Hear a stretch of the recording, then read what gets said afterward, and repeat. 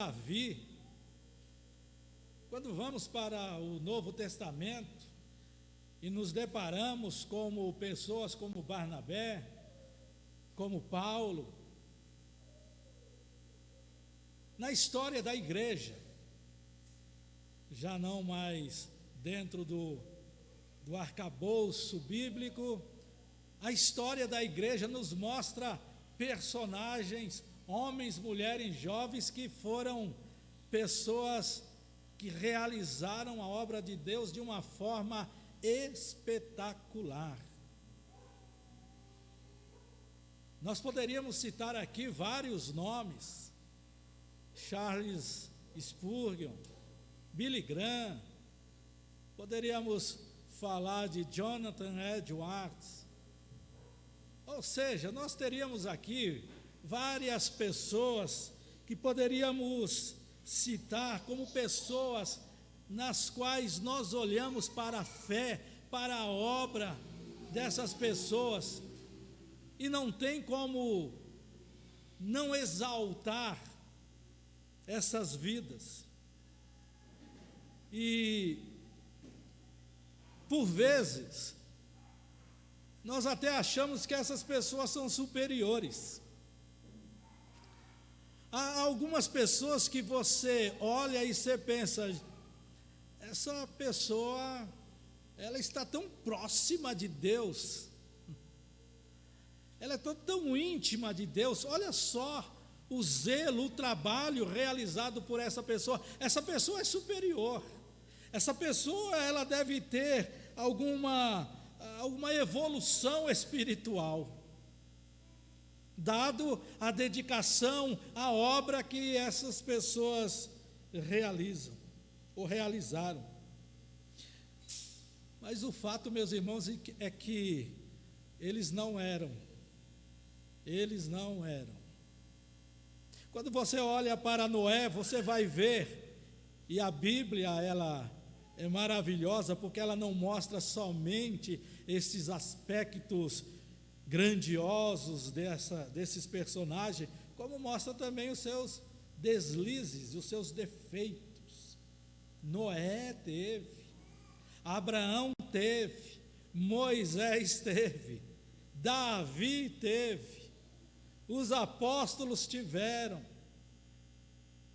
A história da igreja vai mostrar que estes homens que eu citei aqui também tiveram os seus deslizes. Por isso eu quero dizer para você que se você se empenhar, se você se dedicar em viver para o Senhor, você é capaz de realizar grandes obras. Você é capaz de realizar obras tremendas. É tão interessante que o próprio Senhor Jesus Cristo, certa feita, Ele falou: vocês vão fazer obras maiores do que eu fiz. O fato, meus irmãos, é que quando nós reconhecemos o nosso papel no reino de Deus, quando nós reconhecemos quem nós somos como filhos de Deus, o nosso papel, quando a nossa vontade é despertada para a importância do reino de Deus, e de que nós fomos chamados para fazer parte deste reino, e a fazê-lo avançar neste mundo, através da graça e do poder de Deus, do Espírito Santo, agindo na nossa vida, nós vamos arregaçar as mangas e vamos trabalhar. Eu acho e penso que muitas vezes nós não temos consciência da nossa importância no reino. E de que foi Deus quem nos escolheu, nos capacitou e nos habilita para trabalhar no reino. Eu vejo por vezes muitos crentes sem fazer nada no sentido de expansão do reino, sem se dedicarem. E eu penso que isso é falta de um reconhecimento de quem nós somos. De quem nós somos, né, Luiz?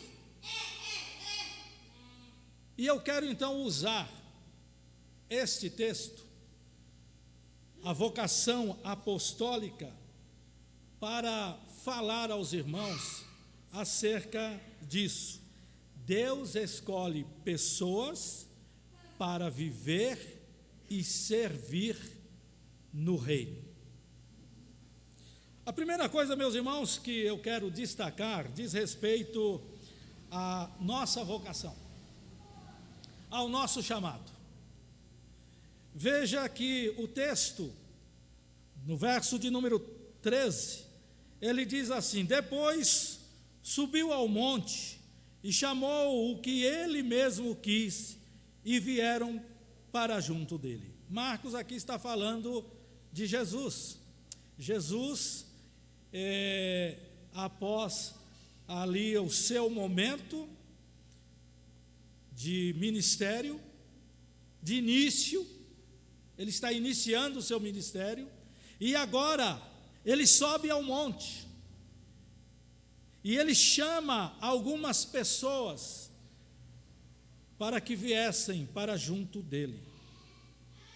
Essa escolha feita aqui por Jesus dos apóstolos, ela ensina para nós várias verdades importantes, verdades vitais, que eu e você, nós precisamos saber disso, reconhecer isso, para que possamos realmente sermos pessoas usadas por Deus no reino. A palavra apóstolo usada aqui, ela significa enviado. A vocação apostólica, ela significou para aquele grupo, este grupo de 12 pessoas, serem enviados da parte de Cristo para cumprir uma tarefa específica. Deus chamou aqueles homens e deu a eles uma tarefa, uma missão, a missão de pregar, a missão de anunciar o Evangelho, e como consequência disso, plantar igrejas, fortalecer vidas, estabelecer uma liderança. E hoje pela manhã nós estávamos aqui na nossa escola bíblica dominical, e eu citei que a carreira cristã é como uma corrida de bastão, ou seja, homens, mulheres de Deus, que reconheceram o seu chamado, a sua vocação, correram para que o Evangelho fosse anunciado, pregado. E é por isso que este Evangelho chegou até nós, porque pessoas anteriores, elas reconheceram isso e correram e passaram o bastão para outros, outros fizeram o trabalho e passaram para outro, e o bastão agora está nas nossas mãos. O bastão agora está nas nossas mãos. E a minha pergunta então é: o que será dessa nova geração? Será que nós estamos realizando o nosso trabalho? Será que nós estamos fazendo aquilo pelo qual o Senhor chamou e designou os seus? Aqui temos como exemplo estes apóstolos. Eles foram chamados para cumprir uma missão de pregar, de anunciar, de sair, a despeito de tudo.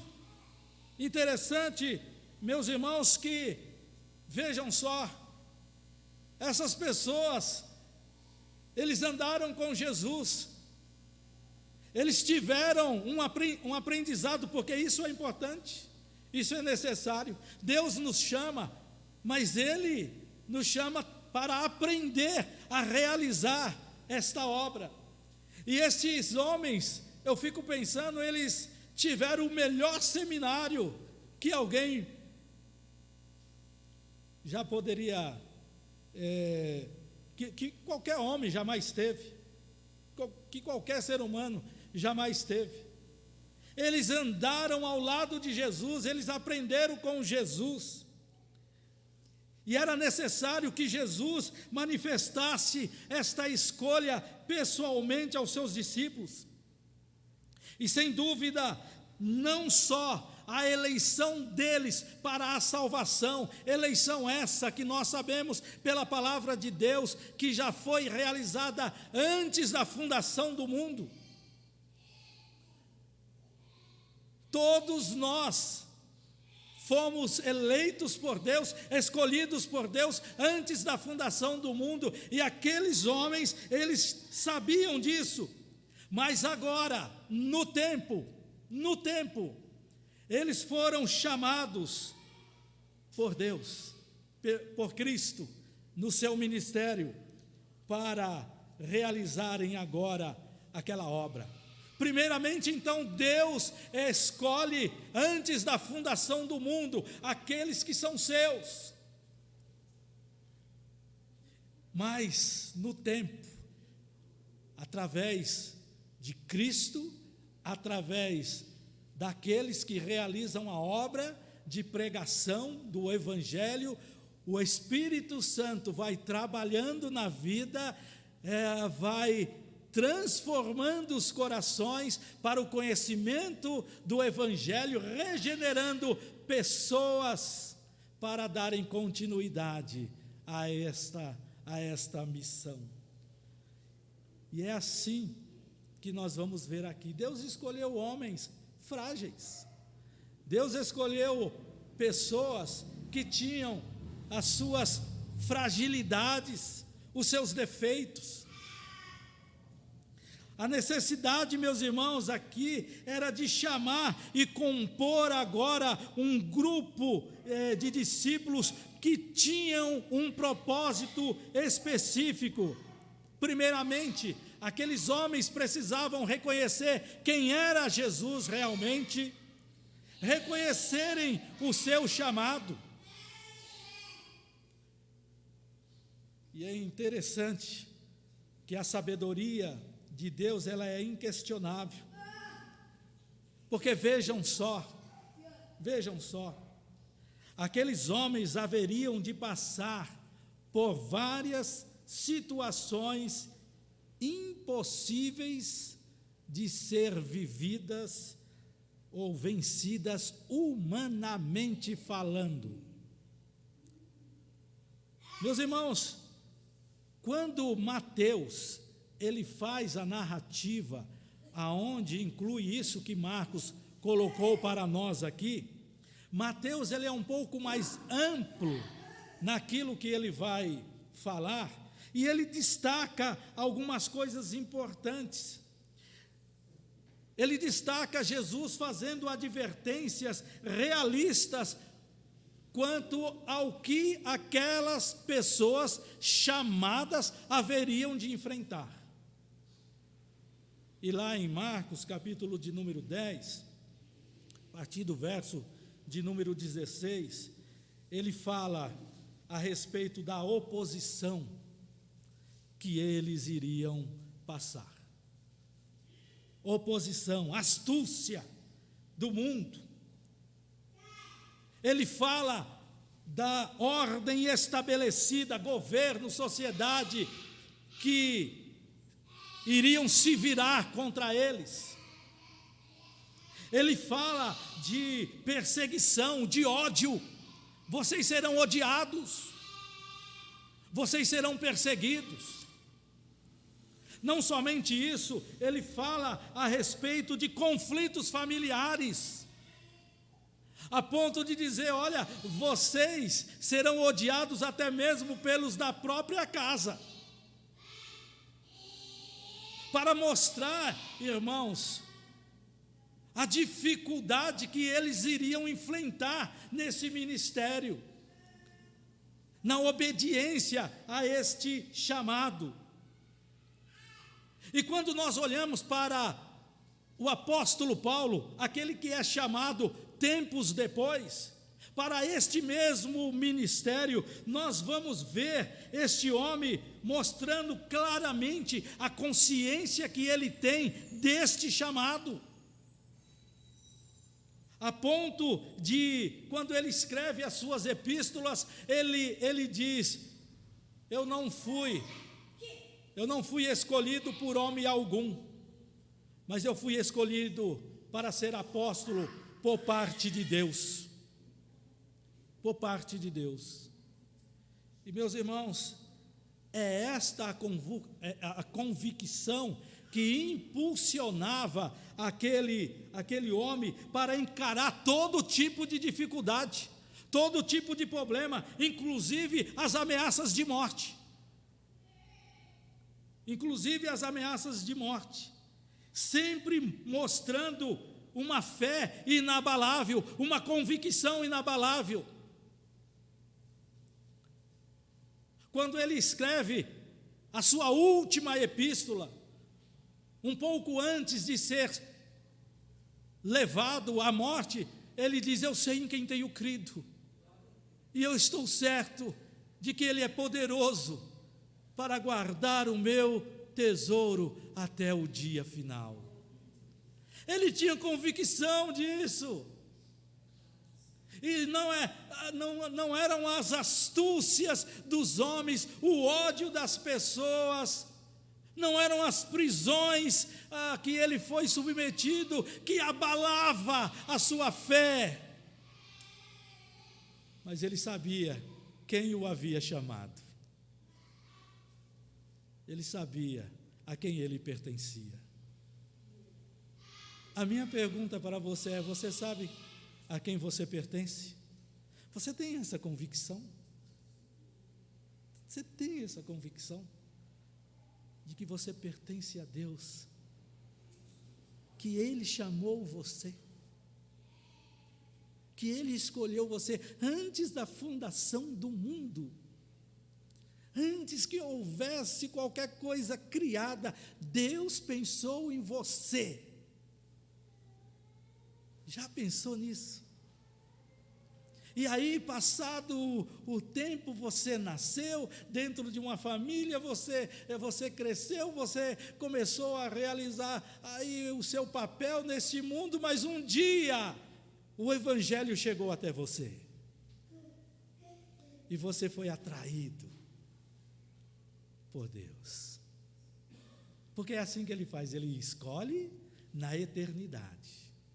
E no tempo, através do Evangelho, Ele nos chama, Ele nos atrai com poder, com graça. Não há como resistir. Não há como resistir. É como aquele homem Zaqueu, que viveu a sua vida, fez tantas e tantas coisas, mas um certo dia ele estava em cima de uma árvore. E Jesus passa. E Jesus olha e diz: Zaqueu, desce depressa, hoje convém pousar em tua casa. Eu fico pensando, olhando para a carinha aí de vocês, como que foi isso, como que isso aconteceu?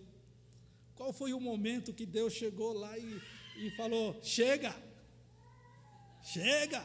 agora você é meu, venha. É assim que Deus faz, é assim que Deus fez com esses homens. Estavam cada um ali na sua função, pescando, outro lá na coletoria, recolhendo os impostos, E Jesus passa dizendo: venha, venha, venha. É o chamado irresistível. Deixaram tudo e passaram a seguir Jesus. Meus irmãos, essa convicção que impulsionava aqueles primeiros discípulos, que impulsionava Paulo, que impulsionava homens que eu citei aqui logo no início, para continuar essa obra, para pregar, para se dedicar, para amar pessoas. Não tendo essa visão apenas de si, das suas necessidades, mas olhava para o mundo, olhava para as pessoas como aquelas pelas quais o Senhor morreu. E por isso pregavam sem saber quem são os eleitos. Eu não sei, mas eu sei que eu tenho uma missão, eu tenho que pregar, eu tenho que falar, eu tenho que ajudar, eu tenho que estar presente, eu quero ver o reino sendo estabelecido. E isso fizeram, agindo tão somente pelo poder de Deus, que se traduzia na aprovação divina do seu ministério. Por isso é que é importante você reconhecer aquilo que Deus lhe concedeu. Qual é o ministério que Deus lhe concedeu? Pastor, eu não sei. Ok, vamos conversar, vamos orar. Mas Deus não chamou ninguém para ficar sem fazer nada, não. Não. Ele chama e comissiona. Ele chama e envia. Há uma missão. Mas eu não sei pregar. Não sabe, mas você sabe exercer o dom da oração? Faça isso. Chame outros, monte um grupo de oração, vá orar. Aí eu gosto muito de visitar. Então, esse é um ministério, vá visitar pessoas, vá orar por pessoas. Deus tem um ministério para cada um. Cada um de vocês aqui, você tem um ministério. Você foi chamado por Deus. Você foi escolhido por Deus para fazer parte deste reino, da expansão deste reino. Não para ficar só pensando: como eu queria ser como Moisés, como eu queria ser como Abraão, como eu queria ser como fulano de tal. Não, Ele quer que você seja você. Deus quer que você seja você, mas na dependência dEle, porque na dependência dEle, o apóstolo Paulo dizia: tudo posso naquele que me fortalece. A segunda coisa que eu quero dizer aqui, a segunda lição que eu quero destacar aqui, é que aquele que chama é aquele que capacita. É importante, meus irmãos, nós notarmos aqui que, na verdade, Jesus não apenas chama os seus apóstolos, mas realmente os faz apóstolos. Na narrativa feita aqui por Marcos, da vocação dos apóstolos, o evangelista, ele relata que tal chamamento se dá como uma obra exclusiva da soberania de Deus. Não é, amados irmãos, pelo gosto ou pela vontade humana. Veja que o texto vai dizer que Jesus chamou os que Ele mesmo quis. O que Ele mesmo quis. Deus quis você. Deus quis você. Ele chama e Ele vai agora te capacitar. Notem que Jesus não chama aqui pessoas capacitadas segundo aqui o parecer humano, mas Ele é quem capacita.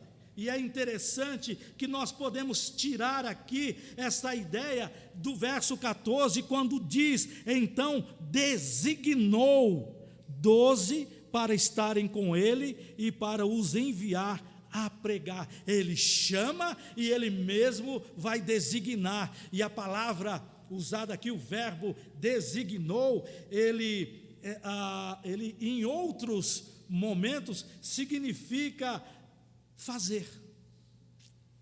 Ou seja, o que o texto quer nos dizer é que Jesus, ao designar os apóstolos, eles o estavam fazendo apóstolos, porque isso é dele. Ele chama e é ele que capacita. Quando nós olhamos para alguns personagens, você pode, por exemplo, lembrar das desculpas, ou da principal desculpa de Moisés. Senhor, eu não sei falar. Já viram isso? Moisés falou: Senhor, eu não sei falar. Mas é você que eu escolhi. Mas eu não sei falar. Tá bom, eu vou chamar uma boca e ela vai falar por você, mas é você que vai. Seu irmão Arão vai na frente, é você. Nós temos as nossas desculpas. O jovem Jeremias: Senhor, eu sou jovem demais, eu sou criança. Nós temos, por vezes, as nossas desculpas, mas nós precisamos entender que aquele que escolheu é aquele que capacita. Aquele que escolheu Moisés é aquele que vai capacitar Moisés a tirar o povo. Aquele que chamou o jovem Jeremias, aquele jovem, não sei, Senhor, eu sou criança ainda. Aquele que chamou é que vai fazer daquele homem um grande profeta, porque é ele que capacita. A capacidade não está em nós, nas nossas forças, mas está naquele que nos escolheu. A capacidade para você realizar o ministério que Deus tem para a sua vida, essa capacidade ela vem de Deus. Deixem o Luiz, preste atenção aqui em mim, tá bom? É de Deus. E aquele que capacita é aquele que também habilita. Veja que o verso 14 diz: então designou 12 para estarem com ele e para os enviar a pregar. A primeira citação, e essa é uma citação apenas feita por Marcos, tanto Lucas como Mateus não fazem essa citação relativa ao preparo aqui dos apóstolos por parte de Jesus, se relaciona à pregação. É certo, meus irmãos, dizer que os apóstolos tiveram um ensino para isso. Eles andaram com Jesus e andando com Jesus, ouvindo Jesus, as pregações de Jesus, os ensinos de Jesus, as prédicas de Jesus, eles estavam sendo ensinados como eles iriam fazer, como eles iriam realizar a obra. Mas aqueles que foram chamados, capacitados, e agora passam por esse ensino natural, eles têm essa capacitação e esta habilidade sobrenatural. Meus irmãos, como é maravilhoso quando você abre a sua boca, quando você fala do Evangelho para uma pessoa e aquela pessoa é despertada para a fé. Isto é sobrenatural. A Bíblia diz que aquela pessoa estava morta nos seus delitos e nos seus pecados, e Deus usou você para falar e deu vida àquela pessoa. Isso é habilidade. Meus irmãos, aqueles homens, eles saíram para estar com Jesus, eles não sabiam nada, eles tinham as suas limitações, eles tinham os seus medos, mas eles começaram a caminhar com Jesus. E Jesus começou a fazer longos discursos, o Sermão da Montanha. O Sermão da Montanha foi uma palavra para eles, para os discípulos. E eles estavam ali atentos, ouvindo, porque é assim que Deus vai habilitando a cada um de nós, no ouvir, no aprender, e depois no agir.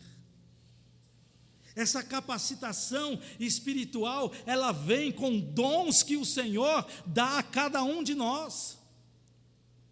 Como é maravilhoso você olhar para dentro da igreja e você ver pessoas com dons excelentes. Ontem nós tivemos aqui um trabalho com as crianças, e como é interessante você olhar e ver pessoas que têm o dom para trabalhar com criança. E é um dom que vem de Deus, é uma capacitação que vem de Deus. Meus irmãos, e a coisa mais importante que nós vamos ver no ministério do Senhor Jesus Cristo, junto a estes discípulos, é que Ele vai dizer uma coisa: olha, eu vou enviar para vocês o Espírito Santo, para que esteja para sempre com vocês, para que vocês saibam a hora de responder, para que vocês sejam capacitados a pregar, e essa pregação seja feita no poder do Espírito Santo. Meus amados irmãos, você tem o Espírito Santo na sua vida. Você não vai realizar o trabalho de Deus de forma natural. Não, nós não temos força, habilidade para isso. É por isso que Ele nos deu o seu Espírito, para agir em nossa vida, para nos convencer dos nossos erros, dos nossos pecados, mas para também compreender a Tua palavra, a Sua palavra. Meus irmãos, Deus nos chama, Deus nos capacita e Deus nos habilita. E eu quero concluir dizendo que nós precisamos aprender muitas coisas com os apóstolos. Eram pessoas comuns. Se você já leu, leia de novo os evangelhos, olhem para aqueles homens frágeis, olhe para Pedro, olhe para até mesmo o apóstolo Paulo, olhe para esses personagens e você vai ver o quanto eles eram frágeis, eram pessoas comuns, como eu, como você, como cada um de nós. Eles tinham seus ofícios seculares comuns à sua época. Um era cobrador de imposto, outro era pescador.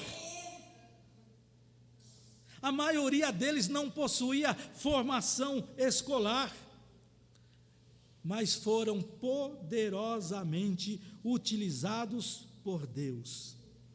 E por quê? Porque a tarefa que Cristo confiou a eles não era uma tarefa cumprida pela força e pela capacidade humana, mas por aquele que os havia escolhido. Meus irmãos, a tarefa que Deus tem para nós, para ser cumprida, é um trabalho que não será realizado por nossos méritos, pelas nossas capacidades, porque se assim o for, nós iremos fracassar. Mas nós precisamos entender que Deus nos chamou, que é Ele quem nos capacita, que é Ele quem nos dá a habilidade. E reconhecendo isso, dizer: Senhor, eis-me aqui. Eu estou aqui. Eu sou frágil. Mas eu estou aqui.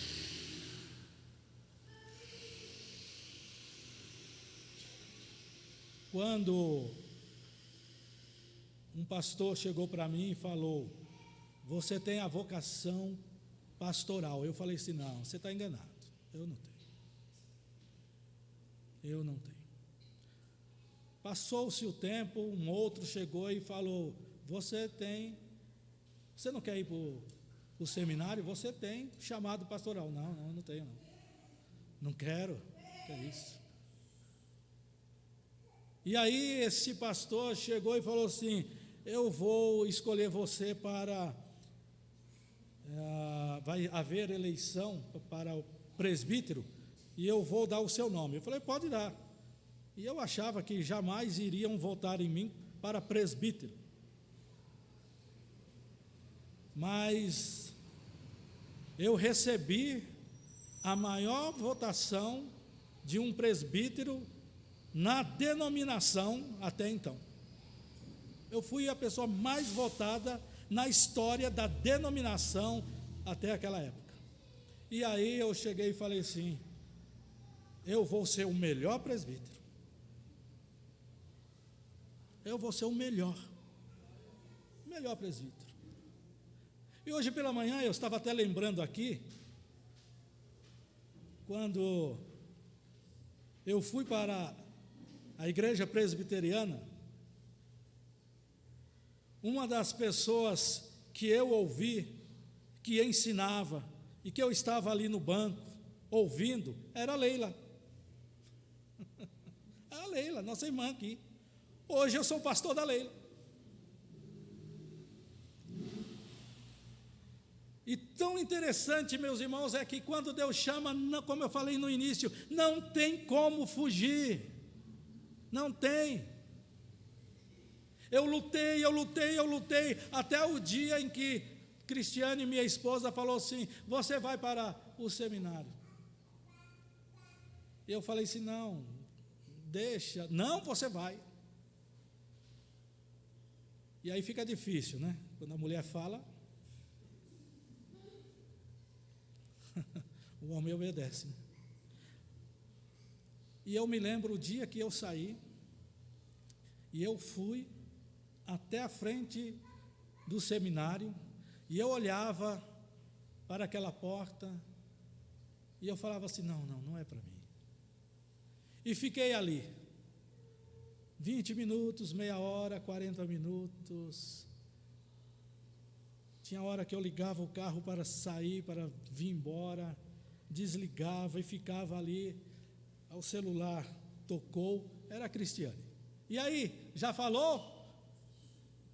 Eu falei: não, eu nem entrei ainda. Mas por quê? Eu tenho dúvidas. Não, entra lá, conversa, não volte. Aí eu entrei naquele seminário, conversei com a secretária falou assim: olha, já passou agora nós estamos fazendo só as inscrições daqueles que já passaram pela, como que é? Esqueci o nome, o vestibular. Tem um vestibular para entrar, que é feito lá no Mackenzie. Eu falei: pronto, estou livre. Eu não fiz, estou livre. Mas a mulher falou assim: espera um pouquinho que o diretor está chegando aí, fala com ele. E eu fiquei ali, mas já achando, né? Vou voltar para casa, livre disso. Que essa história de ser pastor? Aí chega reverendo Ageu Cirilo Magalhães, diretor do seminário. Não conhecia até então aquele homem. Conversei com ele e falou assim: mas você não fez o vestibular? Eu falei assim: não, eu não fiz. Aí ele olhou para a secretária e falou assim: faz a inscrição dele. Ali eu tive a certeza de que Deus havia me chamado. Eu fui um dos que entrou no seminário sem fazer o vestibular. Ninguém na história do JMC conseguiu isso. Eu fui fazer depois eu fiz, passei, mas eu já estava estudando. Meus irmãos, e hoje eu vejo que aquele que me chamou lá na eternidade, no tempo, um certo dia, ele me chama e fala: acabou a sua vida de estádios de futebol, de torcida organizada, acabou isso, você é meu. Ele me chamou, ele me capacitou, ele me habilitou através do JMC, com professores, e hoje eu sou um pastor, coisa que jamais pensaria. Eu quero deixar isso para você nessa noite. Qual é o seu ministério? Qual é o seu ministério? Não ache que Jesus chamou você para que você não estabeleça, não faça nada. Não. Hoje pela manhã nós conversando aqui, falando sobre o serviço de ontem, aí um dos irmãos disse: olha, o trabalho ontem foi muito bom, mas é muito desgastante. Nós precisamos de pessoas que venham nos ajudar, né? Pessoa que venham nos ajudar, porque é assim que é o reino, meus irmãos. O reino é um ajudando o outro, e o evangelho sendo pregado, e a palavra de Deus sendo divulgada, e pessoas sendo salvas, edificadas, e foi para isso que Deus nos chamou. Ontem eu recebi pelo menos 3 pessoas me mandando o WhatsApp dizendo: pastor, que coisa maravilhosa que eu vi hoje. Vocês demonstrando um amor por pessoas que vocês nem conhecem. E eu falei para ela: nós não conhecemos, mas Jesus conhece.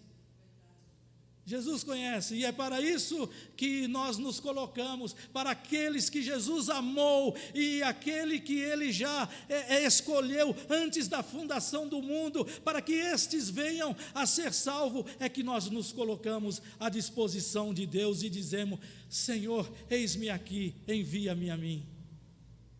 Eu quero deixar isso para você nesta noite. Qual é o seu ministério? Qual é o seu ministério? Hoje pela manhã nós falamos sobre pessoas desanimadas. Pessoas desanimadas. Hebreus capítulo de número 12, há quantos crentes estão desanimados, dizendo: não dá mais, eu vou voltar atrás, chega. Mas a palavra de Deus diz: olhem para Jesus, autor e consumador da nossa fé. Olhem para Ele, Ele é o seu modelo. Olhem para Ele, vivam para Ele. Ele consumou a obra que o Pai lhe deu. É por isso, meus irmãos, que quando muitas vezes tem aquelas pessoas que olham para o sacrifício de Jesus e ficam olhando ali falando: coitado de Jesus, olha só o quanto ele sofreu, olha só o que fizeram. Mas Paulo, quando escreve a sua carta aos Colossenses, ele vai dizer: lá na cruz ele triunfou. Lá na cruz ele triunfou. Meus irmãos, como é bom olhar para Jesus e sabermos que Ele nos amou e se entregou. Está consumado. Pai, nas Tuas mãos eu entrego o meu espírito, por mim e por você. E você está desanimado? E você está triste? Porque o Lula ganhou as eleições? Você está triste porque está desempregado, porque as coisas não dão certo. Eu citei aqui já hoje, Paulo diz, eu sei em quem eu tenho crido. Eu sei passar por necessidade, assim como também eu sei ter em abundância.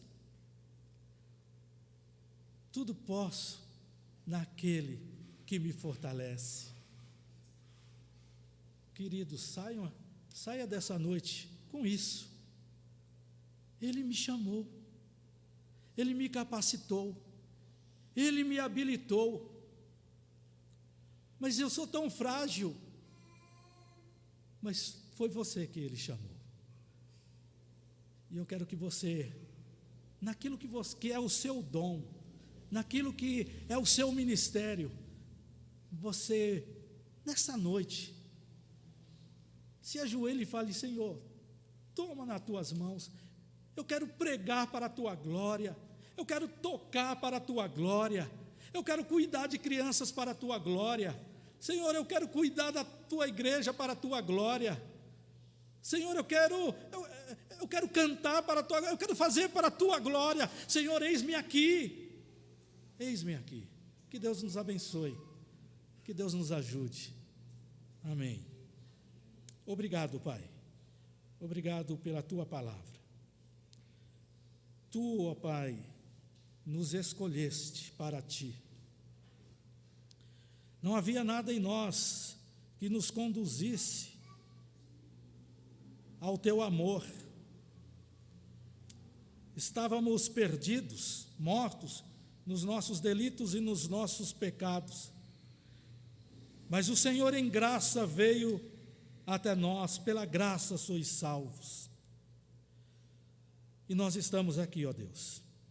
Nós recebemos a tua palavra, o bastão foi passado a nós, e nós, ó Deus, queremos caminhar, correr, avançar e passar o bastão para as novas gerações.